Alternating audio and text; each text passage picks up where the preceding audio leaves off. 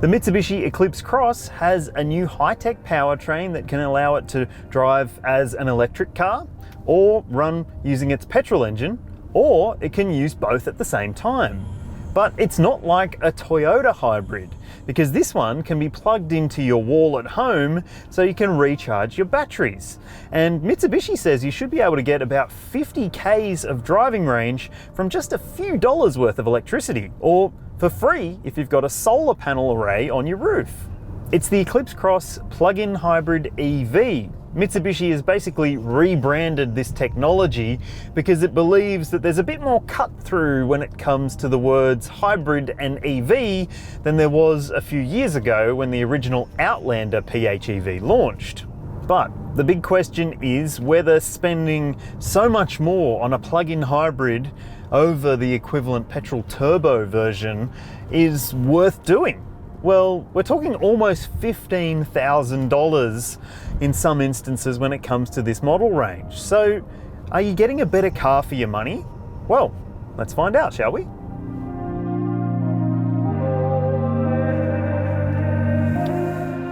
If you want to jump ahead in this video review and find what interests you most, you can. There are time codes on your screen here. Or if you're watching on YouTube, you can hit the chapter markers in the timeline below. And if you are on YouTube, don't forget to hit like and subscribe. And we'd love to have you hit that bell icon to keep up to date with all of our latest content. It helps us with the algorithm too.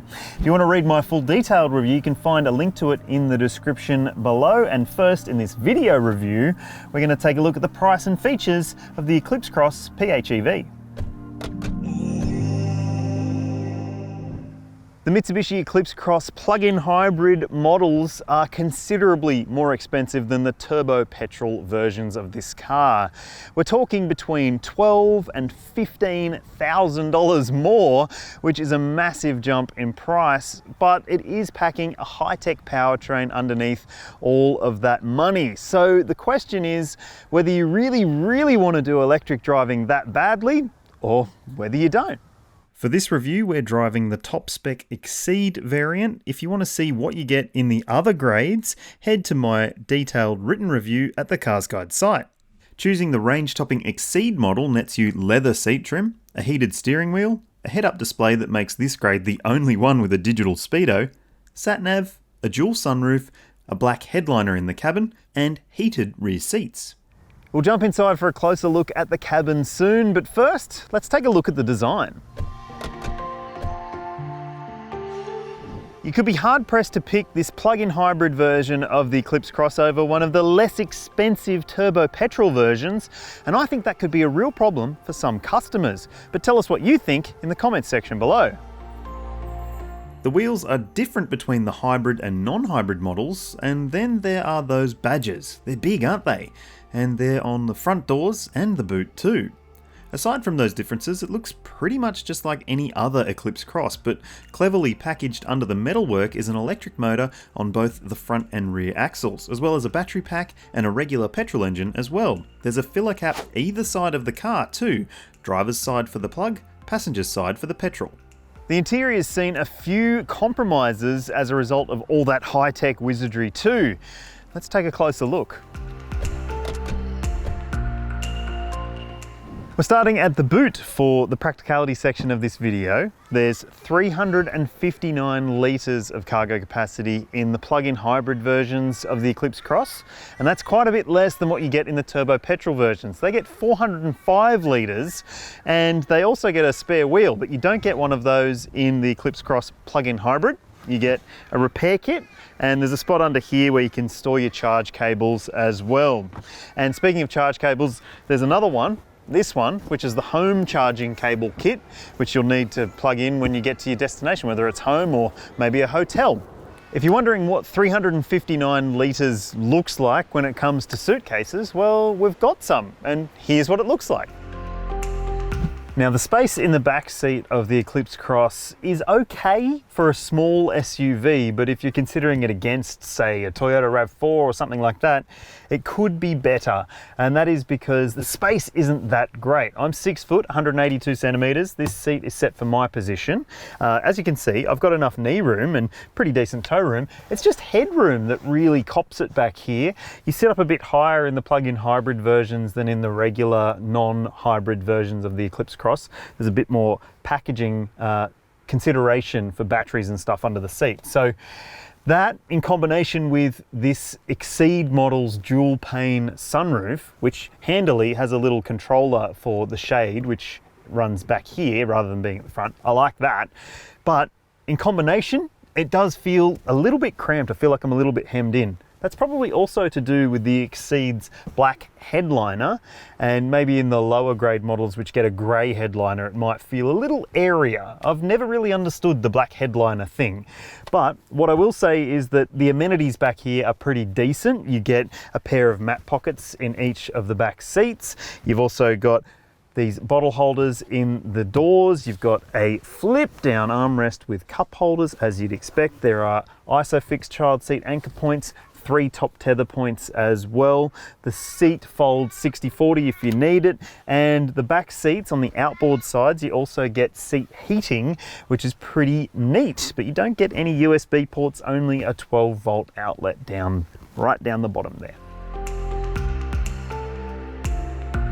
If you've sat in a regular or non-hybrid version of the Eclipse Cross, then sitting in here is not going to feel all that different. There are a few subtle changes between the turbo petrol models and this plug-in hybrid, but it's not overwhelmingly different. And by that I mean the design is basically the same. You've still got this touchscreen media system up top here with Apple CarPlay, Android Auto, top spec gets sat-nav, and also you've got these screens that you can see for your energy flow and see what is happening with the battery, whether it's feeding power or it's sucking power back. So that's kind of neat, but also you'll notice this very interestingly shaped gear selector, and it's not just like a press button pull back and forth. You have to push it across and pull it up or down to choose the gear that you want.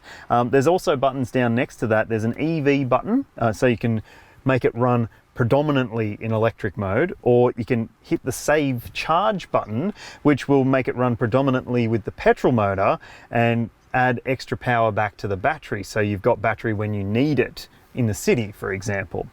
Down here you'll also see things like a drive mode selector, but otherwise not too much difference between a turbo petrol and this plug-in hybrid version. You still get all the amenities you'd expect, dual zone climate control in this spec, and then there's obviously 2 USB ports here. You've got cup holders between the seats. There's a covered center console bin with a nice soft padded top to it.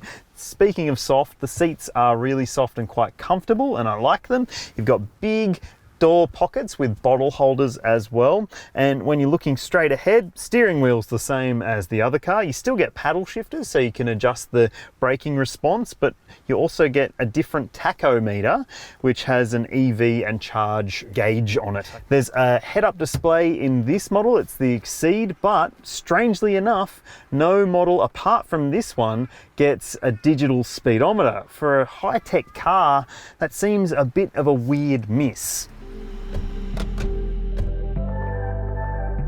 Mitsubishi still seems to subscribe to the notion that the more you spend on your car, the safer it should be. And it's not the only brand in the market that does that, but more and more brands are offering increased levels of safety technology across their entire model ranges. And frankly, you should be getting more safety tech in the entry-level version of this car because you're paying so much money for it.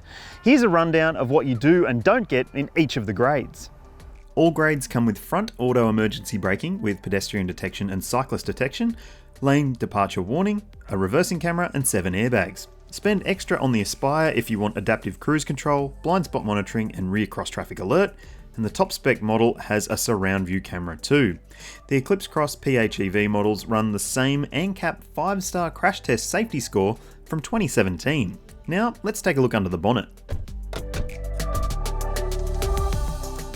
The reason you're buying the PHEV version of the Eclipse Cross is because of what's under here and what's under there at the back of the car as well. Because not only is there a 2.4 litre petrol engine, but you also get a 60 kilowatt electric motor at the front axle and a 70 kilowatt one at the rear axle. So all Eclipse Cross plug-in hybrids are all-wheel drive. If you're watching on YouTube, you might want to hit the link at the top of your screen because that'll take you to my detailed written review on this car, because this next bit of the video might get a little bit complicated.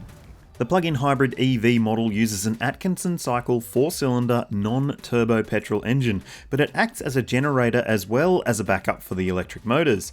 And there are front and rear electric motors with a 13.8 kilowatt hour battery pack. The system can drive the car in EV mode, or in series hybrid where the engine powers the battery pack to drive, or parallel hybrid where it all works together. In the next section, we'll discuss EV driving range, recharging and refueling. The official combined cycle fuel use figure is 1.9 litres per 100 kilometres, but that relies on a few different caveats. You're going to have your batteries completely full to be able to achieve that, and well, you're not going to achieve it after the first 100 kilometres either, because the batteries will take care of that first bit of electric driving before the petrol engine kicks in. That's just how this system works. Mitsubishi says you should be able to achieve 55 kilometres of electric driving range, and that's based on the NEDC claim, while the more realistic WLTP claim is 45 kilometres. And that's obviously going to depend on how you are driving your car. There's a bunch of different modes to choose from, but also if you're driving in stop-start traffic a lot, the energy recuperation system that catches lost brake energy and feeds it back into the batteries could actually see you achieve a little bit better than the claimed EV driving range. Recharging can be done by a Type 2 plug in about 3.5 hours, a home wall plug in about double that, or DC fast charging using the CHAdeMO plug should recover 80% in 25 minutes. The maximum AC charging rate is 3.7 kilowatts, while DC charging is 22 kilowatts. For real-world fuel use, I recorded 4.5 litres per 100 Ks after starting off with a full battery and running to the 100 kilometre mark. Then I did another 100 kilometres without a charge, just as a yardstick, and here's what I got. For a bit of context, I drove the turbo petrol versions of the Eclipse Cross and I achieved 8.5 to 9.5 litres per 100 kilometres in a mix of driving. So there is an argument that if you are really into saving fuel, then the plug-in hybrid version of this car is going to be a better option for you. But you have to question that $12,000 to $15,000 extra outlay when it comes to the purchase price. Next up, we're going to consider ownership costs.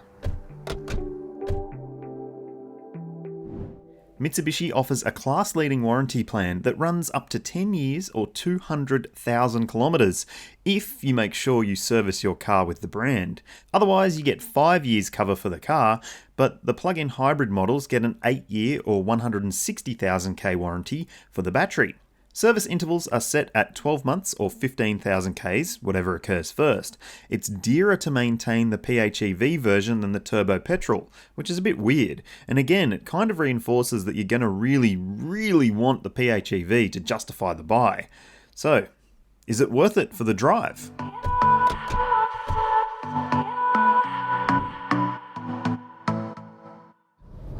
So, what's the drive experience like in the plug-in hybrid EV version of this car? Well, EV is what defines the drive experience, and if you love EV driving like I do, you're gonna get in here and feel like this is one of the best cars you can buy, because it is EV for a degree of the driving experience. I like that. I think that plug-in hybrids have a part to play in the automotive landscape. But there's a lot of things that I think could be improved on the drive experience in this car. Well, 50 kilometers, maybe not enough electric driving range for some customers. For me, I couldn't do a commute to work if I was traveling to work and get there on electric only. Sure, I live outside of the normal commute distance for a lot of people, but it's something that I'd consider.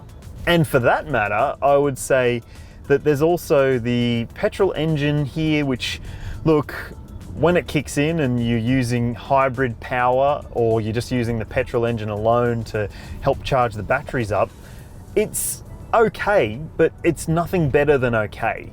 And that's something that I think could be improved as well. Other alternatives out there are offering more advanced powertrains for their backup or generator, I guess, the petrol engine part of the equation. But it's not just that. I mean, Mitsubishi hasn't made a really fun car to drive for a while, and I wouldn't say the Eclipse Cross is fun to drive either. The steering is light and accurate enough, but it doesn't really offer any sort of enjoyment or involvement for the driver. If you love driving, then there are other cars out there which are gonna tick that box for you. And in terms of the ride and the suspension, I mean, the ride's a bit wooden. It feels a bit firm and uncomfortable at times, especially over patchy sections. And I wouldn't say that it's the last word in refinement in terms of the suspension either. Cornering ability, look, you're not buying this sort of car to go out cruising in the country and on lovely windy roads, are you? I wouldn't think so. So don't expect it to be any sort of superstar when it comes to carving up a mountain pass, but that's not really what it's designed for. When it comes to driving like I've been doing today in city conditions, stop start, you will think that this is perfectly adequate. It's really easy to maneuver around town because of that light steering, because you've got pretty decent visibility around the cabin as well. The over shoulder might not be the best, but you do have in the Exceed the surround view camera to help you park, which is good. But I would also say that the brake performance is quite good. A lot of EVs or hybrids have this really odd feel to the brake pedal that this car just doesn't have. It feels fairly conventional in the way that it pulls up to a stop. In a lot of instances, plug-in hybrid cars are, well, unattractive in terms of the value for money, because they do attract a fairly high premium that you have to consider when you're buying a car like this. Because for a lot of people, the petrol turbo version is going to be just fine. If you don't need electric as part of your lifestyle, then you don't need to spend the extra to get the plug-in hybrid. But if it's something that you just really want to have as part of your life, then do the maths. See if this car stacks up and see if it's right for you, because there are plenty of alternatives out there. But if you just love Mitsubishi and you love the Eclipse Cross, maybe it's the look, then it could be perfect for you.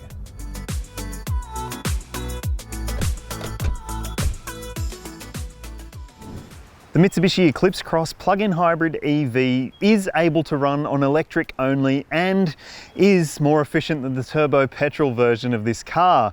But I'm not telling you something you didn't already know if you've made it this far in the video review. So should you buy this car?